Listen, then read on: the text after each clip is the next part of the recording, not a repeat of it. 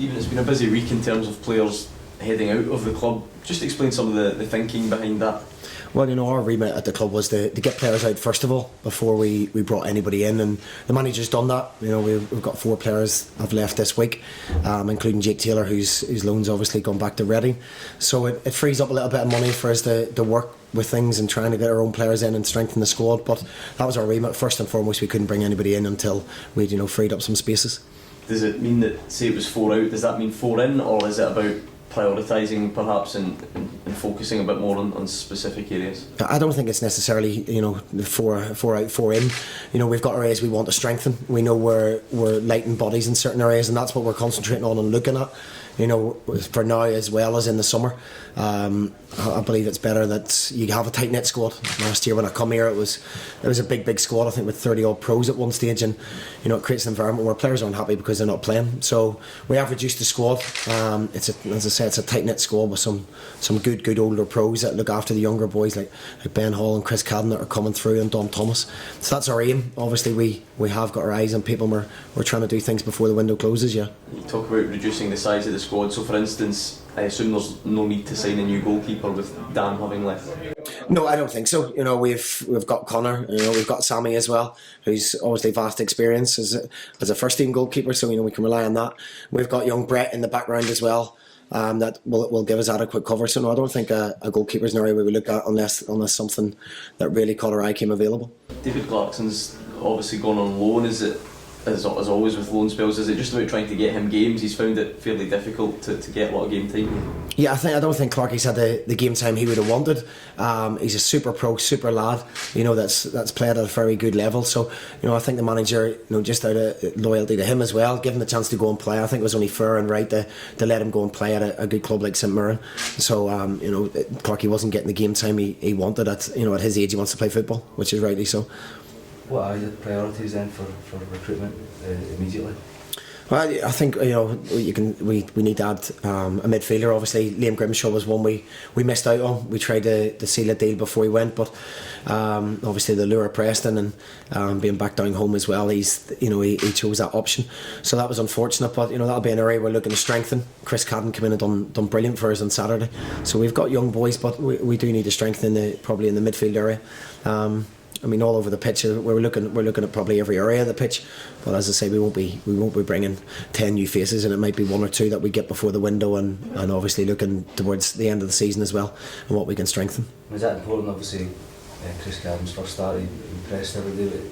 Is it important that whoever you bring in that doesn't stunt his development as well? Yeah, definitely. There's a plan at the club. The owners set down what he wants. He wants an identity at the club. He wants Motherwell boys or boys that have come from elsewhere but come through the academy, and he wants that to be the lifeblood of the club and the heart of the club, which is right for the community. But we have to add players around, people like Chris Cadden, Ben Hall, Don Thomas, that can help these boys, help them along. We've got Steve McManus and Stephen Pearce and Scott McDonald, etc., who will help them. So it's important that they get game time, but they get it when they're surrounded by the right people at the same time. What's the situation with Steve Allen went off last week? Yeah, Hammy just had a little bit of illness, a little bit of flu, so he should be fine. Yeah, he'll be back training with us today, so all clear on Hammy. Injury wise, we're all clear. Josh Laws, yeah, we have Josh back in training today, which was pleasantly surprised us a little bit. He came off not quite as bad as first feared, so he trained on Tuesday, so we're hopeful Josh will be available for selection on Saturday. It's James McFadden's deal coming to an end. Is there, with it still being up in the air, what's happening with Philadelphia? Is there still a chance that could perhaps be prolonged? Yeah, definitely. We're still obviously we're being guided with what Faddy's doing in America. He had ambitions to go there, but while he remains here, he remains a part of what we're doing. He's a great help with the young boys. He's a vastly experienced player that adds quality to the squad, as you've seen when he came on Saturday. How do you assess the challenge this weekend then? We went to watch Dundee on Tuesday night against Falkirk. Tough game for them, and as an attacking force they're very good. They've got 4 players up front, and they've got Loy that comes off the bench as well that can do damage to you. So we're well aware of that. We're well aware of their strengths, and we have to be on our guard with the counter attack. They're very good on the break, but we'll be well prepared for that. It's a crucial game because there's 4 points or 4 or 5 points between yourselves and the top 6 now. Is this one you really need to get something from just to give yourself a chance?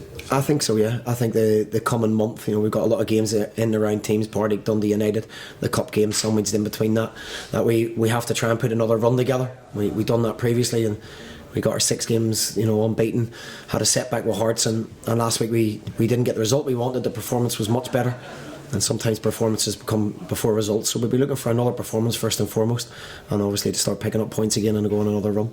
Just on a personal level, how are you enjoying working with the manager? It must have been a bit of a roller coaster time since you came here, just with your comings and goings. How have you found working with a manager to keep on stay here? Yeah, I mean, Mark's vastly experienced and he's been fantastic with me. He lets me take the 99% of the training and everything we do, so he's been very good with me. Obviously, the changeover manager, you're not sure, there's obviously a stage of uncertainty, but I know that he spoke to Michael O'Neill, and as I said outside, Michael must have said something half decent about me because I'm still here. So no, he's been great. Obviously you're learning all the time.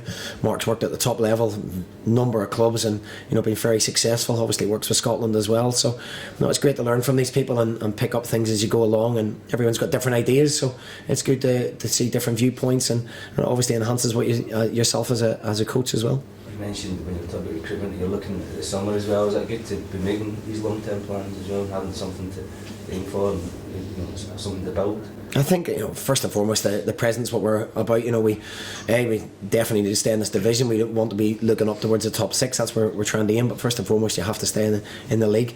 But longer term, we've been told by the owner what he wants. He's got a plan for the club, and Mark's well aware of what he wants. He wants local boys in the side, ours the side boys from elsewhere that have come through the academy, surrounded by a crop of older pros that can take them on to the next level. So that is our long-term plan. We're scouring the country, both in England, Scotland, Ireland as well, Northern Ireland, and trying to enhance the club for. We have got a limited budget. We haven't got millions to spend as other clubs have, and we can't compete with some clubs in England even at League One level. But we're doing our due diligence and making sure we're aware of everybody that's available.